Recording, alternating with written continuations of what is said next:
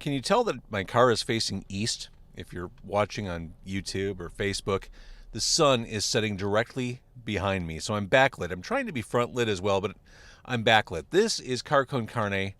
I'm James Van Osdol. Car Con Carne, the best music podcast in Chicago, according to the Chicago Reader, in the Best of Chicago issue. I'm going to keep harping on that because it's going to help me get guests, find restaurants, and hopefully sponsors too. So bear with me. Speaking of sponsors, great ones for this show. Oh my God, Car Con Carne, sponsored by Suburban Roofing and Siding, a family-owned company that provides interior and exterior home remodeling services, offering services throughout the Chicago area. Suburbs, you live in the burbs? Call them. Chicago? Sure. Their staff has more than 40 years of collective experience. Roofing, windows, siding, gutters.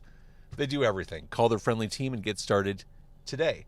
224-677-6149 is the number. 224-677-6149. Suburban Roofing and Siding at suburbanroofingandsiding.com.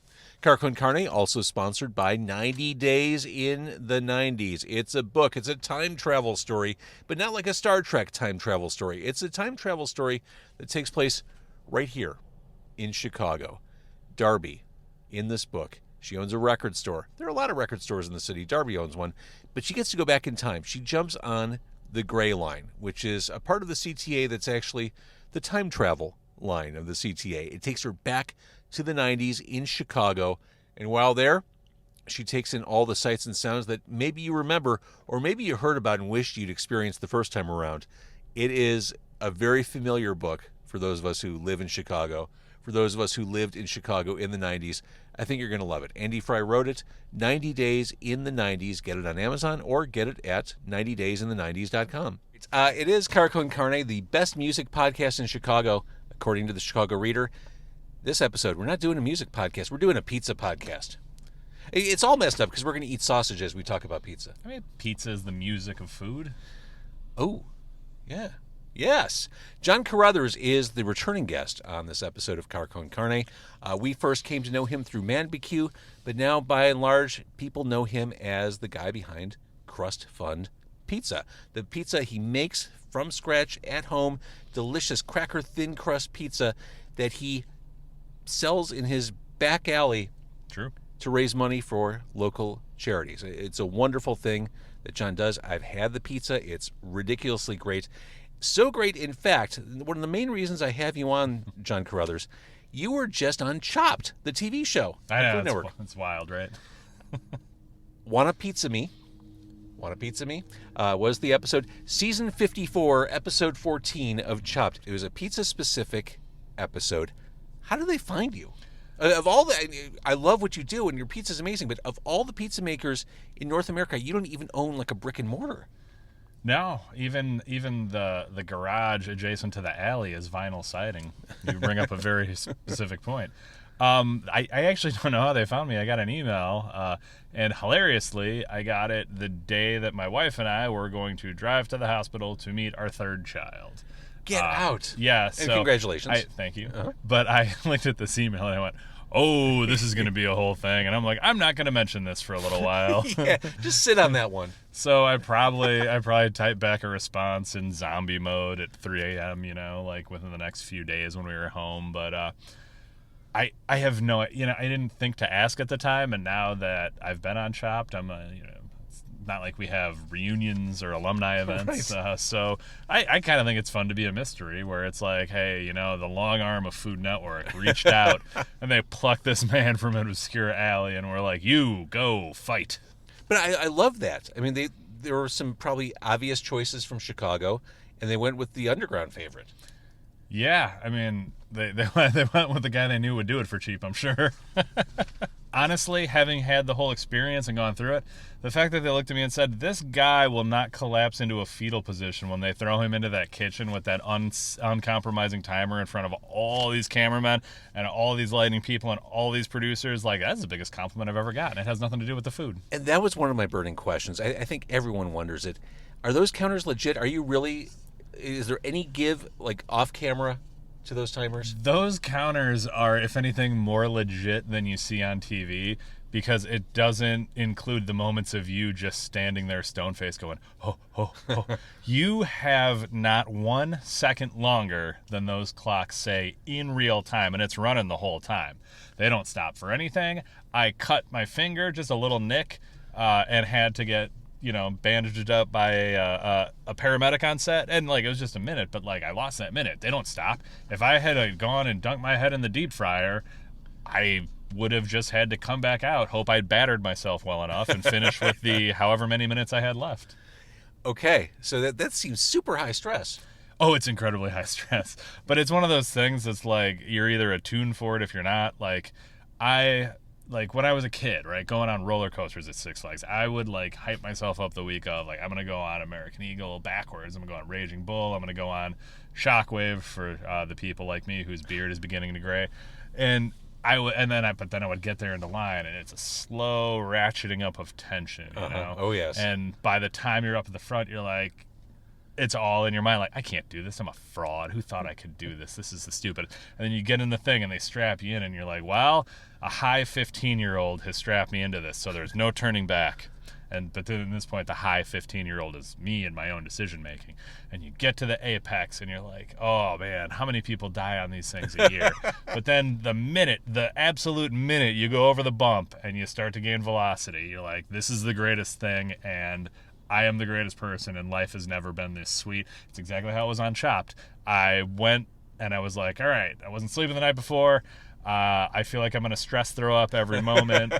I can't believe that I got myself into this. And then the moment it starts, you just got to cook. You cook with your lizard brain. It's not like even if you wanted to, you're going to look up a recipe on Serious Eats or Food 52 or something. It's you get thrown in and you have a whole kitchen that'll do what you want, but you got to know what to do with it. And your lizard brain either reacts or you slump into the fetal position. And I mean, I'm not going to say that in another parallel reality there isn't Fetal John on Food Network, but it didn't happen this time. Let's eat as we talk about this episode of Chopped. Again, if you're looking for it, it's season 54, episode 14. You want a pizza me? You want a pizza me. So we're at Roma's on Cicero, just off of Montrose on the northwest side of the city. We're here for the atomic... Is the atomic dogs? The atomic hot dogs combo. Yeah, so hot dog, it's hot dog sausage built into...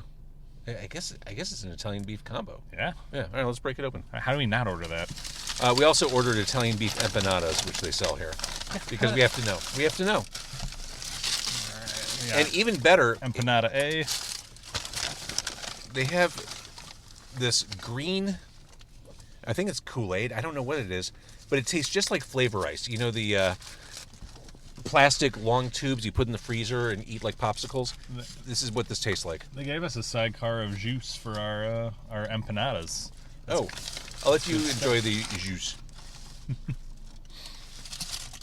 All right. Where are you going to put that? I was going to say. Now, you've been on this podcast before. I know. I'm totally going to hit never with juice. I'm totally going to hit that with my elbow. Sorry, I pick it back up. All right. Put these down, and then we'll deal with the combos. Italian beef. This is a hearty Midwestern meal. That actually looks pretty great. I got to be honest with you. My gosh, the bubbling, yes. Oops, and I hit the mic. The Italian beef empanada. Hot. These do feel molten. Uh-huh. Are you? How many? Hit the steering wheel for your pain level. Oh boy. Maybe wait.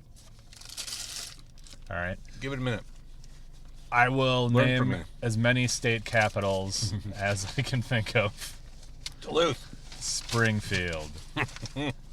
Montpelier. Wow, well done, Vermont. Yeah. Mm-hmm.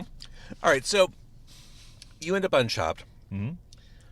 One of the things that drives me crazy about that show and every other show is the wacky ingredients you have to cook with. Yeah. And so there were 3 rounds. Spoiler warning, I'm going to tell you how this ended. John came in second. Pretty good. Pretty great for the Crust Fund Pizza guy. Who, I mean, had you really started making pizzas prior to 4 years ago or 3 years ago? Not every week, not in a way that I would consider going on TV and being like, hey, I do this. Uh-huh. August 2020 was when, or if you want to go back to the March era of the pandemic that year, but 2020 is when things started getting real obsessive. I mean, so obsessive you published a book? Yes. a cookbook, Pizza for everyone. which is fantastic. I'm in that. Thank you for the inclusion. Mm-hmm. So, is that a fox that just ran across the street, or No, it's a cat. That would have been pretty cool. It was one of those big, weird tail cats. big ass cat? So, the first challenge you had to do, that was with the charcuterie cones. Mm-hmm. And what else? It was mozzarella sticks. Mm-hmm. I mean, just these absurd ingredients you had to pull together. How much time did you have to kind of calculate your plan before they hit go on that timer? Oh, as long as it took Ted Allen to walk away. You It really was that immediate. Yeah, people don't like, they give you get a little walk through the pantry before you start shooting and everything. You can't remember all that stuff. But yeah, when you open that basket, you get a minute maybe. Oh my God. Yeah, there's no like, all right, I'm going to sit back down. Like, you ever see him writing in those moleskin notebooks on Top Chef? Well, now I just look at that and I'm like, dilettantes. So, talk about that lizard brain. How did it kick in for you for these different challenges? I will tell you, in the first, it was like, first of all, like when I make my pizza dough, I'm not usually rolling it out and docking it, but like we all kind of had to process our dough, and that's how things were equal and fair there. But first of all, it's your first time in the chop kitchen. You never have enough time, or you never, have the time you're comfortable with. But what my lizard brain went to was like, what's something I can make that is a value add to these ingredients? And I looked at those carrots, and I thought jardinera, like let's get something spicy, let's get something vinegary on the plate. It's something very you, something very like you in a pizza. Yeah, it was good to look back, and at the end of the day, it was just like, hey, my lizard brain said Chicago, and it said jardinera, and that made me feel pretty good. They love the hot sauce. They did, and like part of it was influenced by just like that kind of hot sauce you get in good taco and empanada places here, like Belizean places here, where it's like there is some cooked down carrots, some cooked down shallots, some garlic and some oil, and then you really kind of bring it home with with the vinegar. But the thing that I thought was cool was I also roasted the peppers on the open flame, like all my friends who grew up making tacos with their family taught me. And it's like little bits of Chicago, and you blend it all together. Can I tell you, like, the bad joke that I was sad they cut out of there? It was like, because they have you talk through your dish right afterwards. Right. I said I finished it with champagne vinegar because it's the champagne of vinegars. I can't believe that got cut. Right? Like, someone must have used it 54 seasons and stuff, because that's gold. I got the feeling that they didn't enjoy you as much as we enjoy you here, humor-wise. Who could enjoy me as much as you enjoy me here, James? Like humor doesn't land with that crowd. I was proud. Chef Christian, I think he could make a go of it in the Midwest. He's a pretty solid dude in that respect. I mean, you were very authentically you on that show. That was the point. They gave us a little talk before, because some people get nervous about how they look or how they're going to look, and that's just a function of reality TV kind of warping everyone's expectations about who you are versus how you're portrayed. And they said, it's in our best interest to make you look good, to make you more notable. The only real regrets we've had from people since we've been doing this are people who thought I didn't really go for it, I didn't show who I was, because I was afraid of looking dumb. And the nice thing about me is I've never been afraid of looking dumb. Well, and one of the contestants, Rob from Long Island, he was authentically himself too, wasn't he? Rob got a bad edit, though. I mean, I'm really? not going to say he got a bad edit, but Rob was a really nice guy.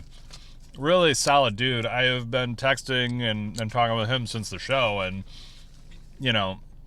he's a good dude, but they also, they made some hay out of his proclivities and the things he would rather not do. The pineapple. Yeah, and also the man's got beautiful eyebrows and hair. Like, of course, you're gonna kind of in the back of your mind be like, oh, that guy, something's going on with him. Like, well, they tried to set up conflict, which I get. That's reality TV between you and him. They shot him saying, you're going back to Chicago. Oh yeah, but and the fun part is that they're like, okay, there's a face-off. Like, you guys kind of do stuff, and I'm like, treat it like wrestling, Like, that's the best part. Like, you gotta heel it up or you gotta face it up. That was your UFC moment. Yeah. The stare down. But yeah, I mean, and he was, we were all so excited to be there in the first place. Like, it was very cool. And honestly, after round one, and this is no disrespect to Miriam, who got chopped in round one, but, me and Rob and Mike came back and we were like, oh man, like, we're so glad to just still be here at all. Because they get good people on this show. Everyone on that show can cook circles around most people, present company excluded. And it's like you beat anyone on Chopped. It's like that's a pretty good notch for you. You know? Oh yeah. Plus the whole not, and again, this is the third time I'm mentioning this. The whole not getting into the fetal position thing, I think, speaks well to anyone on that show because it's a pressure cooker, man. Like that kitchen looks huge on TV, right? Well, it is. But think about it, and then add like several layers, almost like the Gladiator arena in the Thor movie with the Hulk. And there's camera people, and there's grips, and there's producers, and there's lighting people, and then there's this NFL owner's box, like up here, and it's got all these producers on monitors and stuff, like people who just sit over it all, watching everything, and like there's someone who's watching you do whatever. It was wild. Like it's a stadium, and the people on TV see 4 people competing, and only the people competing see the stadium. You mentioned Miriam, we mentioned Rob, and then Mike was the other guy from Philly. Yes. And I thought he had a really interesting story. Out of a well-timed bite, yes. Yeah, it was a well-timed bite. He was a guy who, if I were you, I wouldn't want to beat. Like, it seemed like he had a really good story, and you didn't want to send him home. He was great, and he was like a nice guy. People ask me what they cut out of. This is like the hours we spent with each other, just like shooting the shit and hanging out and stuff. And he does have a great story, but like he's also a really good cook. Like beyond pizza, he is very highly trained and very highly able. Like we were all like, oh man, like Mike's the guy to beat. Like before we even stepped foot in the kitchen that day. That's amazing. And it helps. He's like, his story really highlights the shortcomings of mass incarceration in this country. And like, to be able to make such beautiful food and to also be able to deliver a sober and serious message that's very meaningful, I think is very cool. Like, I know that I get to highlight different things with Crust Fund, and like, it's very positive and can be very silly, but like, Mike is, he went through hell and is truly absolutely carrying the banner for formerly incarcerated people. Like, that's like, just hats off about that. Yeah, that was pretty darn cool. What do you think of the empanada? This is delicious. It's really a delicious empanada, and it's got just enough cheese. The beef is great. It's juicy. It's not dried out. The giardiniera gives you a little crunch. This is delicious. Like, they should be known for this. Yeah, and the flaky pastry is right on. This is not what I would have expected. I would not have expected to come here and have something like that. I'm telling you, man, there are single people looking for dates at farmers markets across the north side, getting way worse empanadas for way more money every single day. This is true. All right, we're going to talk a little more about Chopped. You want a pizza me? We both got the Atomic Dog. I think this is me. You got giardiniera on yours. I've had this before, and I know Hot Dog makes his sausage super spicy. So I decided to get the very safe sweet peppers on mine. Because there's only so much nose blowing I want to do while doing a podcast on camera. That's fair. Yeah, it's radio magic. It is radio magic. So that what was the second challenge? Second challenge was remembering my name and where the oven was. You mean round 2? Yeah, round 2. Round 2 was the Lasanito kale. Oh, that's right. That was the wild one with the bison sausage, like the cure. They were almost like hot dogs. They're kind of bratwurst sized. The whole order of takeout chicken, that's right. And that's what I'm saying. These challenges are insanity. Yeah. Well, not for nothing. If you want to sit at home and do things under the perfect conditions and cook the way you absolutely know how to, you don't really go on Chopped. Fair. I guess you push yourself. I don't know. Part of the satisfaction was knowing that I could do anything. Yeah. So, and your approach was? My approach was to treat it like, essentially, I'll steal this from a line that was cut from Judge Christian, but essentially like a meat lover's pizza with just a lot going on and a lot of balanced flavors. So, when I first got it, I thought maybe I can grind the Kung Pao into kind of a sausage, with some pepper brightness, and maybe I can take the bison sausage out of the casing, but the bison sausage was already smoked and cured. So I kind of didn't do either. And I treated I kind of drained off the Kung Pao, and I kind of laid that as a base. I cut up and coated the bison in gochujang. I fried the kale because I've been frying kale chips for vegan members of my family for a long time. And then I used the honeycomb in the sauce because that was just really good honeycomb. Like, I don't know if you said, I just stopped to taste it. Sometimes you just gotta have fun with it. And then I didn't talk about it on the episode, but you can see it where, like, I have a chili oil that I'm kind of finishing the pizza with that brings a lot of those spicy and sweet flavors together. And that was a cool pizza. You had to think about this stuff on the fly. Yes, it's all absolutely on the fly. In order of Kung Pao chicken, like... And, unlike some of my other competitors, like, cooked sauce is a very important hallmark of tavern style. Mm-hmm. So it was like, no matter what I did, every round, it's like, get a sauce going. Brilliant. All right, get a sausage. Yeah. Get a sausage going. Get the sausage going. Great advice. This is going to be ugly to eat on camera. It's all right. And the beautiful thing about this combo is you can barely find the sausage. It's like it's buried under meat and peppers. It should reveal itself in due course, like any good prophecy. Well, that's a good looking thing too with that jardinera. I'm not gonna mess up your car, but look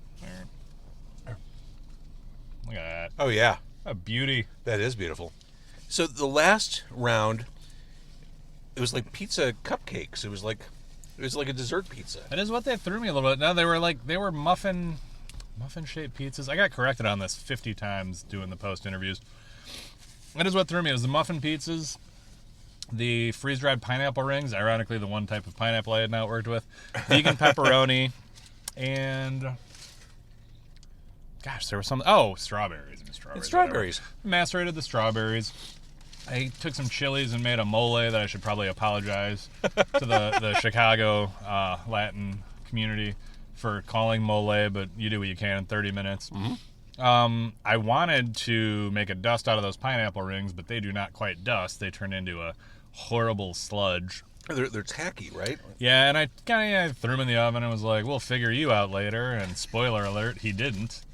And then kind of free... The dough on those pizza muffins was kind of a brioche, so like a little fried cheese flavor. And I quartered them and threw them in the fryer, and it didn't quite come together.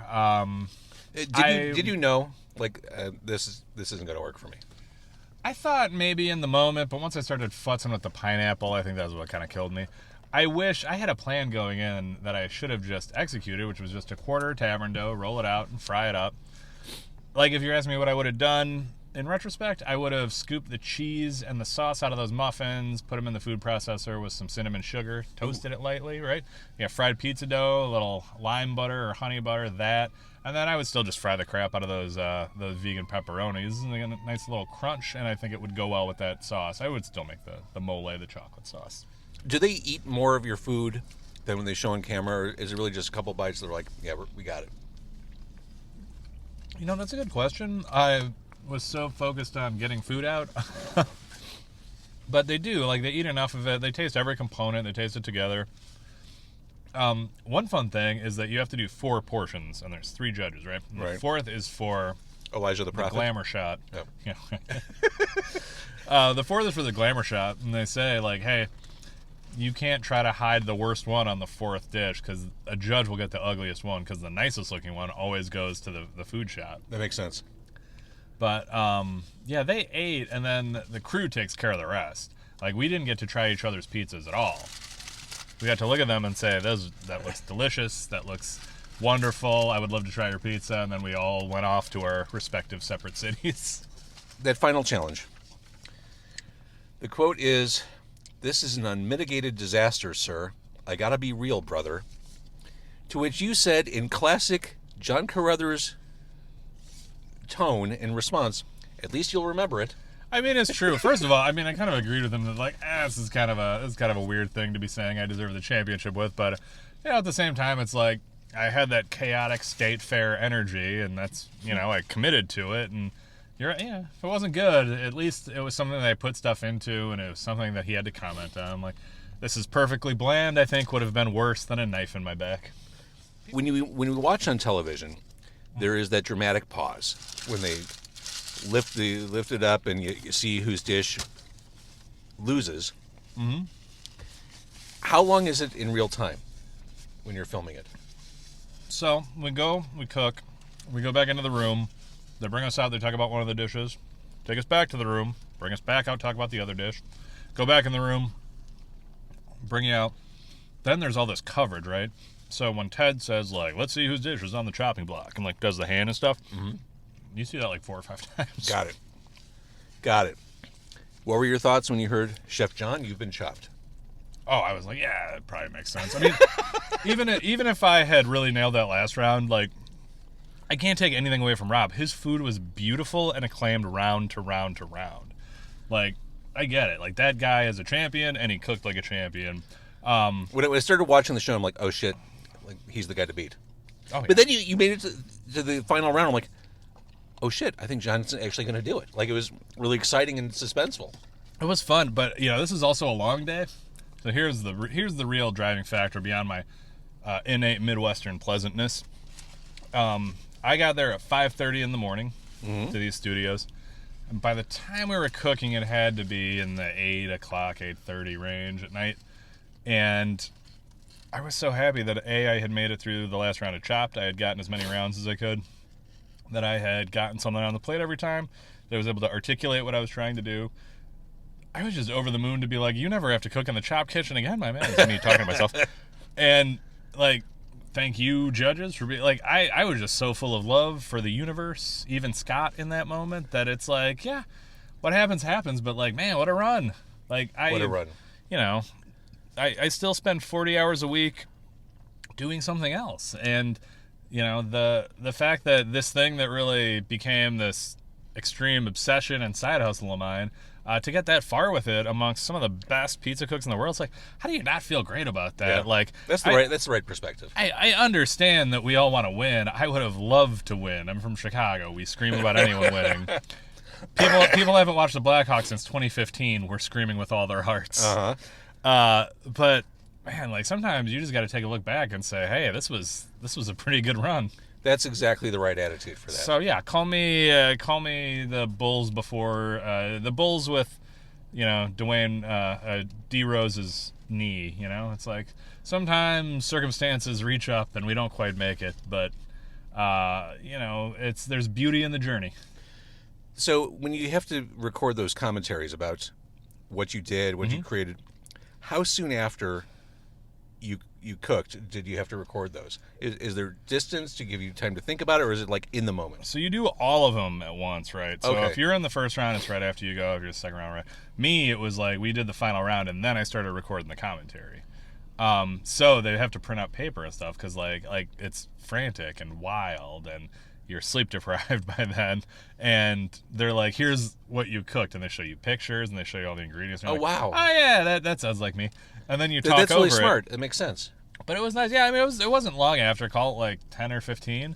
But they poured me a nice glass of bourbon, and we just had a nice conversation. The people who put that show together are just amazing at it. Like, it is a machine. Oh, I bet it is.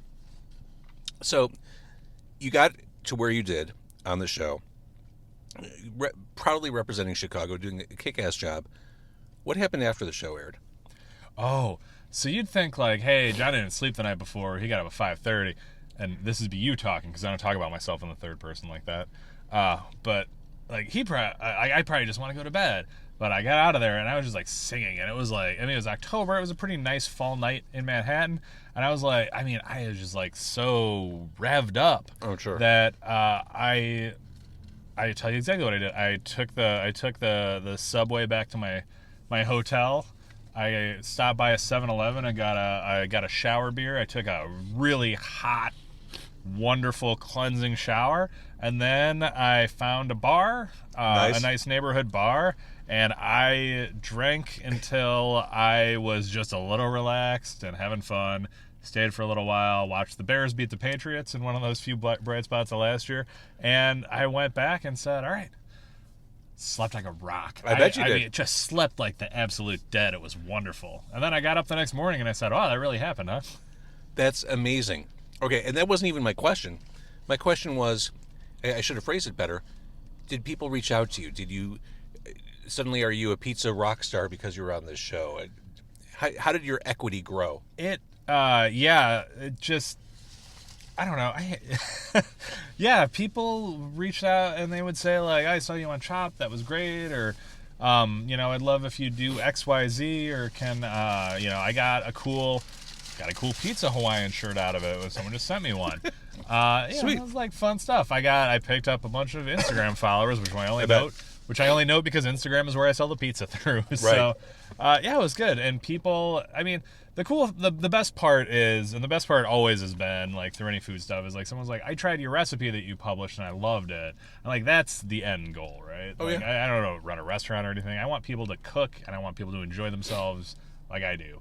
And that happened in the wake of that, and that was very cool. I love that. That's the bottom line. Yeah. That's it. So you mentioned the Instagram Crust Fund Pizza. Your Instagram account is At Nachos and Lager. At Nachos and Lager. I didn't want to make pizza the only thing on the account, so you'll occasionally see nachos on there and beer stuff. And beer, of course. So like the Chicago shots, because I'm a meatball. Just as a reset, I thought they did a good job of letting you quickly explain what you do on the show, because it's not a quick elevator pitch. Well, so it's turned into a quick elevator pitch, because when you tell the story of I sell pizzas in an alley and I'd like to help your organization, you kind of winnow it down quick because you get a lot of blank looks. Yes. You gotta, my entire professional career in and outside of food has been like, how do you find the most expeditious way to your bullshit and making it sound good? And I think I've gotten there with the pizza. So elaborate a little more, because there are people who are watching or listening who may be completely new to you, who may be new to Crust Fund Pizza. Yes. Once a month on my Instagram, only on Instagram, I don't have time for all these other social channels, I put a menu up, and it has a special on it, and it has my regular menu. And I say, this is the place we'll be raising money for this month, and this is the pizza that's on special this month.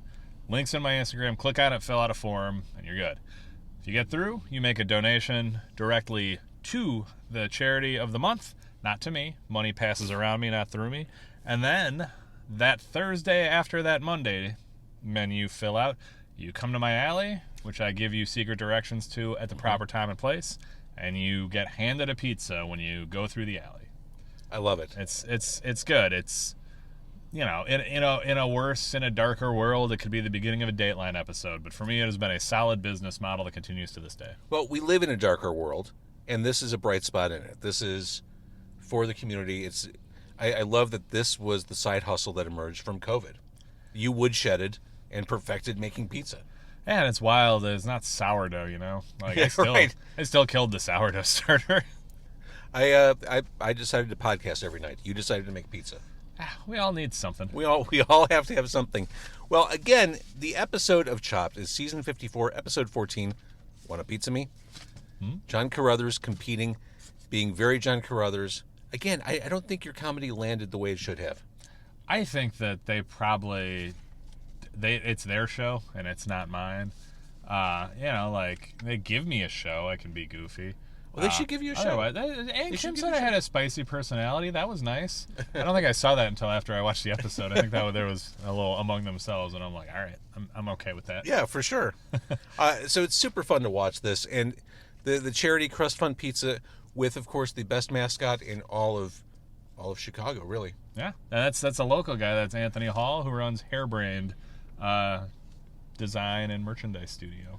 I love it. Well, congratulations, huge accomplishments, and congratulations on all you continue to do with Crust Fund Pizza. Thank you, and congratulations on this combo, because it was delicious. That was delicious.